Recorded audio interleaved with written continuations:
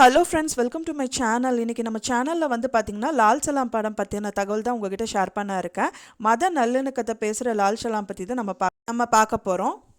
சிறப்பு தோற்றத்தில் வந்து ரஜினிகாந்த் நடிக்கிற லால் சலாம் படத்தோட ட்ரெய்லர் வந்து வெளியாக இருக்குது. ஐஸ்வர்யா ரஜினிகாந்த் இயக்கத்தில் விஷ்ணு விஷால், விக்ராந்த் உள்ளிட்ட நடிகர்கள் வந்துட்டு லால் சலாம் படத்தை வந்து உருவாக்கியிருக்காங்க.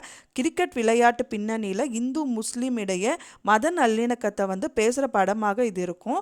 இதோட ட்ரெய்லர் வந்து வெளியிட்டிருக்காங்க. இந்த படம் வந்து பார்த்திங்க அப்படின்னா வர 9ஆம் தேதி வந்து உலகம் முழுவதும் வந்து வெளியாக இருக்கு.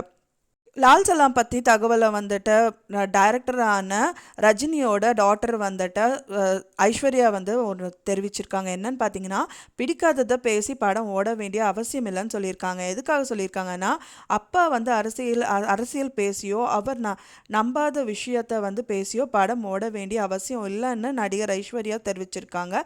லால் சலாம் வந்து இசை வெளியீட்டு விழாவில் சங்கி தொடர்பாக நான் பேசியதை பற்றி அப்பா கிட்ட கேட்டிருக்கீங்க. நான் என்ன மேடையில் பேசினேன் என்பது அவருக்கு தெரியாது. ஆனாலும் அந்த கேள்வியை அவர் வந்து பதிலளிச்சிருக்காரு. மேலும் அப்பாவிடம் இந்த கேள்வியை வந்து தவிர்க்கலாம் அப்படின்னு சொல்லியிருக்காங்க. நான் சொன்ன இந்த தகவல் கண்டிப்பாக உங்களுக்கு பிடிச்சிருக்குன்னு நினைக்கிறேன். மறக்காமல் லைக் பண்ணுங்கள், ஷேர் பண்ணுங்கள், சப்ஸ்கிரைப் பண்ணுங்கள். தேங்க்ஸ் ஃபார் வாட்சிங்.